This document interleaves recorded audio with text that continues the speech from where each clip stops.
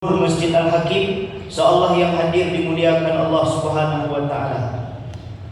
Pertama sekali Bapak Ibu, kembali kita bersyukur kepada Allah atas segala nikmat yang Allah berikan kepada kita sampai siang ini, sehingganya kita masih bisa melaksanakan ibadah-ibadah kepada Allah dengan harapan ibadah kita itu diterima oleh Allah Subhanahu wa taala sebagai amal soleh di sisinya. Salawat dan salam kita doakan kepada Allah, semoga senantiasa Allah sampaikan buat junjungan kita yakni Nabi besar Muhammad sallallahu alaihi wasallam. Allahumma salli ala sayyidina Muhammad wa ala ali sayyidina Muhammad. Bapak Ibu jemaah zuhur yang Allah muliakan, judul kajian zuhur kita kali ini adalah solusi mencari ketenangan hidup. Bapak Ibu jemaah yang Allah muliakan, puncak tertinggi dari kekayaan itu adalah ketenangan. Karena kata Nabi, laisal ghina min kasratil arad walakinnal ghina ghinan nafsi. Kekayaan itu bukanlah seberapa banyak uang yang kau punya, bukan pula seberapa tinggi pangkat jabatan yang kau duduki, tapi kekayaan sesungguhnya itu adalah ketenanganmu dalam menjalani kehidupan. Maka oleh sebab itu Bapak Ibu jemaah, Imam An-Nawawi memberikan dua solusi kepada kita agar hidup tenang. Yang pertama, kata beliau, imtithalu awamirillah. Kalau ingin hidupmu tenang, bahagia selamanya sampai akhirat kelak, maka kuncinya adalah taati semua perintah Allah Subhanahu wa taala. Bapak Ibu jemaah zuhur yang Allah muliakan, kami yakin dan percaya setiap kita yang hadir ke Masjid Al-Hakim ini adalah orang-orang yang sudah beribadah kepada Allah. Tetapi pertanyaannya Bapak Ibu, apakah ibadah yang sudah kita lakukan itu sudah menjadi ibadah yang maksimal di hadapan Allah, atau semata masih merupakan ibadah yang minimal? Karena ibadah itu ada dua Bapak Ibu, ada ibadah yang maksimal dan ada ibadah yang minimal. Kita contohkan solat Bapak Ibu jemaah. Solat itu ada yang minimal dan ada solat itu yang maksimal. Solat yang minimal itu seperti apa? Apabila Bapak Ibu masih melaksanakan solat 5 waktu sehari semalam, kebanyakan dari solat itu dilakukan sendiri tanpa berjamaah, maka itu masuk ke dalam kategori solat minimal.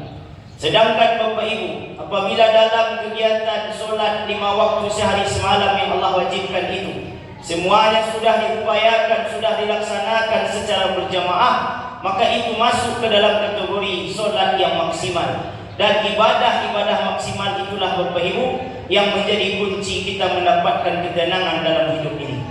Karena Imam Syakib bin Ibrahim Al-Balqi mengatakan, a'budullah biqadaril hajatakum ilaihi. Beribadahlah engkau kepada Allah sebanyak permintaan keinginan yang kau minta kepada Allah. Maka semakin banyak keinginan kita Bapak Ibu, semakin banyak doa kita, semakin banyak hajat kita, maka semakin berbanyak pula lah ibadah kita, dan maksimalkan setiap momen ibadah yang dilakukan itu. Solat berjamaah itu Bapak Ibu ibadah maksimal. Karena Nabi mengatakan, man sholalillah, siapa yang solat karena Allah, fi jama'atin, solatnya berjamaah, arba'ina yauman, 40 hari lamanya, yudrikat takbiratul ula, sekalipun tak pernah telat mengikut imam, kutibat lahu bara'atani, Allah haramkan untuk Bapak Ibu dua hal, bara'atun minan nar, haram masuk neraka, wa bara'atun minan nifaq, haram menjadi orang munafik. Inilah hebatnya solat berjamaah Bapak Ibu. Kemudian ada lagi ibadah yang maksimal, dan ini perlu kita lakukan agar kita tenang dalam hidup. Kata Nabi, yahsyurullaha qauman, pada hari nanti, iza kana yaumal qiyamah, akan datang hari kiamat, yahsyurullaha qauman, manusia akan dikumpulkan sesuai dengan kelompoknya masing-masing. Maka ada 3 kelompok Bapak Ibu. Kelompok pertama, wujuhakum kal kawakib, manusia akan dibangkitkan wajahnya seperti bintang. Maka malaikat pun tercengang melihat wajah yang seperti bintang ini. Maka malaikat pun bertanya, ma'amalukum, apa amalanmu? Maka orang ini menjawab, kunna iza sami'nal azan, kunna ila taharah wal wudu. Dulu ketika kami terdengar suara azan, maka kami bertaharah, bersuci, kemudian kami berwudu setelahnya. Kemudian ada lagi wajah yang lebih terang daripada bintang Bapak Ibu. Kata Nabi, wujuhakum kal qamar, wajahnya seperti bulan purnama. Maka malaikat pun bertanya, apa amalanmu? Maka orang itu menjawab, kunna natawadda'a qabla al-azan. Kami dulu sudah melaksanakan bersuci dan berwudu sebelum azan dikumandangkan. Sedangkan ada yang lebih baik dari itu, Bapak Ibu. Wujuhakum kasyamsi, wajah seperti matahari yang sangat terang benderang luar biasa. Maka apa amalan orang ini? Maka malaikat pun bertanya, dan jamaah kaum itu menjawab, kunna nasma'u nidai minal masajid. Kami dulu mendengar suara azan, melaksanakan wuduk sebelum azan, dan kami dengarkan kumandang azan itu di dalam masjid. Maka ini perlu menjadi perhatian kita bersama, Bapak Ibu jemaah. Mungkin kita sudah beribadah, tetapi kenapa hati belum tenang? Mungkin ibadah itu hanya selepas melepaskan kewajiban saja, belum menjadi kebutuhan dan belum maksimal di hadapan Allah Subhanahu wa taala. Yang kedua, Bapak Ibu jemaah, kata Imam An-Nawawi, kalau ingin hidupmu tenang, maka konsepnya adalah wajtinabun nawahi. Tinggalkan segala yang dilarang Allah Subhanahu wa taala. Di dalam surat Al-Baqarah ayat 260, Bapak Ibu, sudah kita baca ayatnya di awal kajian kita tadi. Maka di situ bercerita tentang komunikasi Nabi Ibrahim dengan Allah Subhanahu wa taala. Yang mana Nabi Ibrahim meminta kepada Allah agar Allah membuktikan kalau Allah itu bisa menghidupkan orang mati. Apa tujuan Nabi Ibrahim meminta itu? Bukan karena Nabi Ibrahim ingin pembuktian, bukan karena Nabi Ibrahim gak percaya kepada Allah Subhanahu wa taala. Tapi kenapa Nabi Ibrahim meminta Allah membuktikan bisa menghidupkan orang mati agar Nabi Ibrahim tenang hidupnya?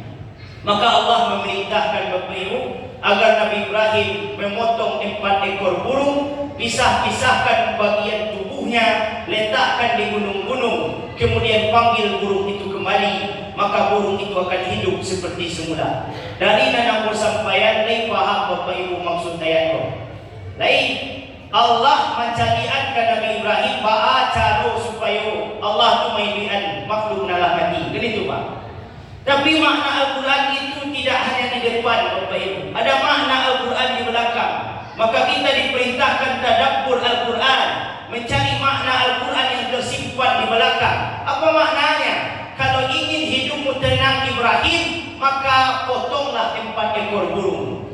Maka hadis riwayat Ibnu Abbas Pak menceritakan, ambil ikut burung yang disuruh Nabi dari Allah itu Nabi Ibrahim. Yang pertama burung elang, yang kedua burung merpati, yang ketiga burung merah, dan yang keempat ayam jantan. Kalau nak nampak Pak Nabi sudah kajian Pak, asal nang dia Pak, percaya salah. Bila saya mati lah Pak, tak masalah. Asalkan nak nampak Pak Nabi sebelum Pak mati. Yang pertama burung elang, Bapak Ibu. Apa sifat burung elang? Burung elang tu suka mamalia, suka merampok Pak. Jadi konsepnya Bapak Ibu, kalau ingin hidup Bapak Ibu tenang, jangan ambil yang tak punya kita Pak. Nanda hak awak jadi ambil Pak. Nanda punya awak jadi makan Bapak Ibu jemaah. Kalau ikut Bapak Ibu lakukan, tak pernah tenang hidup. Apapun itu bantuan. Maka beko Bapak Ibu baca surah An-Nisa ayat 12. Di situ Allah menceritakan orang-orang yang memakan harta anak yatim, maka sama dengan memasukkan api ke dalam perutnya. Apa maknanya Pak? Dah api itu nanti nutupnya Pak. Tapi dibandingnya martabak Mesir, tapi pakai pitih dan dahaknya, pitih haram. Mangkonya doa dah terkabul tu dia ada Pak. Dia banyak masuk dalam haram dalam perut. Kau hati-hati Bapak Ibu, bako nak tanang ibu awak, bako anak tangka saya, bako bercakap senggeradionya, disuruh solatnya nak niu. Kenapa? Karena banyak makan api Bapak Ibu. Mangkonya ibu, beko pasan kapak kalau Pak pergi ke radio Bapak Ibu, Pak beko pulang jangan bawa api dah. Kalau dibawa api bertangga serumah dulu, tak pernah tanang, percaya saya Ibu. Karena sifat api itu angin, angin itu bawa dia Pak, gelisah Pak dia. Tanya apa ke ibu cik, orang yang memilih laki, orang anak muda pelakor. Ibu tanyalah ke pelakor tu, tak pernah tanam itu tu. Patamu dia isteri sah, Bapak Ibu pada budak-budak darahnya. Kakak kena ikan rambutnya Pak, jilbabnya kena cari-cabian, kena pemaduan, kan itu Bapak Ibu. Jadi ibu ko katuju ke laki orang minta saya nak hidup. Dan di Madiang tak pernah tanang ini. Satu, kalau ingin tenang, potong burung elang. Yang kedua, Bapak Ibu, kalau ingin hidup Bapak Ibu tenang, maka potonglah burung merpati. Merpati itu sifatnya Bapak Ibu jamaah, ketika dia makan inyong tigo, ketika makan habis inyong baik. Apa maknanya Pak? Jangan bakawan diurang dan saluman merpati Bapak Ibu. Ketika ada untuangnya jawab, dia kawan jawab. Ketika nak ada bunuh awak, dia itu baik Pak. Aku nak elok kawan, tak pernah tanam kawan pada untuk apa. Saya selepas itu. Teman tu berpengaruh. Hati memilih teman Bapak Ibu. Kecil orang kan, kawan dia tukang farbu, wangi awak. Kawan dia tukang saluang, tak pernah pandai bersaluang, berdendang pandai awak. Kawan dia ustaz, tidak pernah pandai ceramah, hazan pandai awak. Ini tu Pak. Itu konsepnya tu.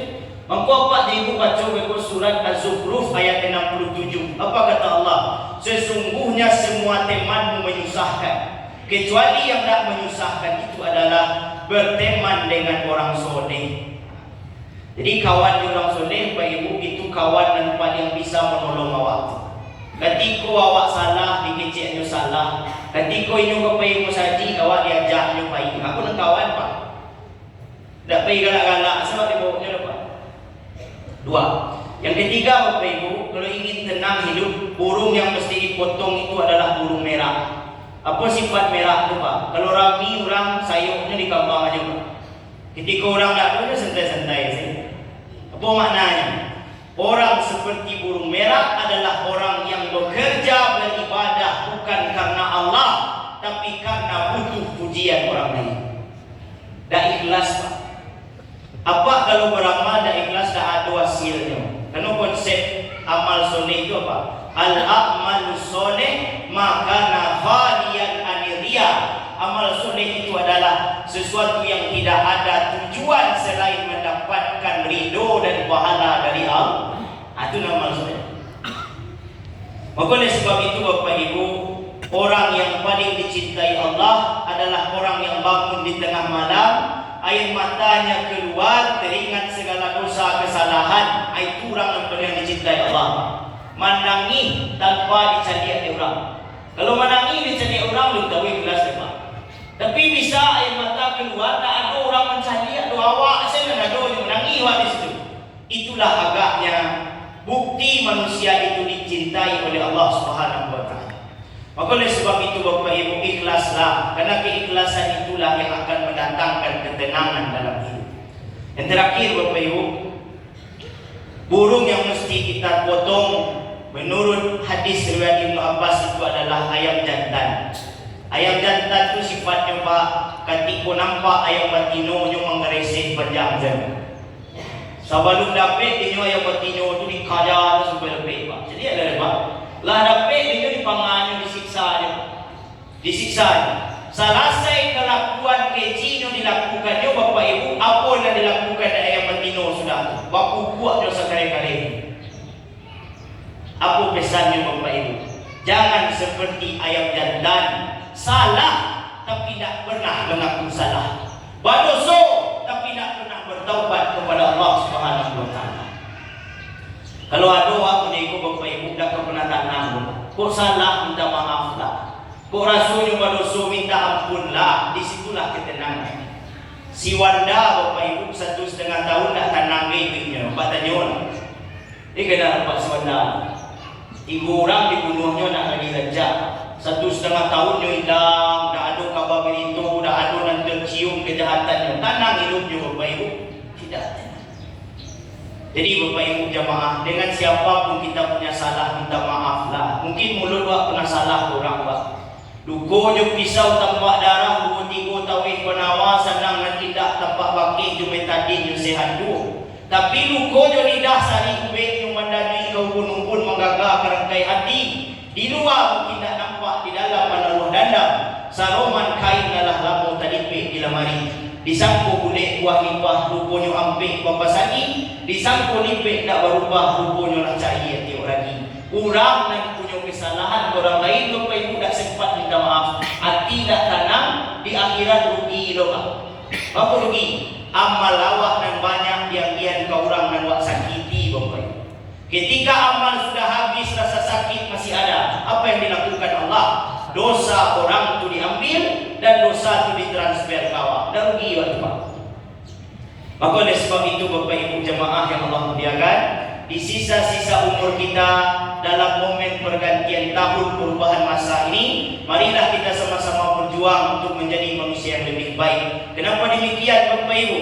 Kesehatan kita siang ini tak menjamin kehidupan kita sampai minggu besok. Oleh sebab itu, setiap momen yang dilalui harus dilalui dengan yang terbaik. Kuncinya dua Bapak Ibu untuk bahagia itu.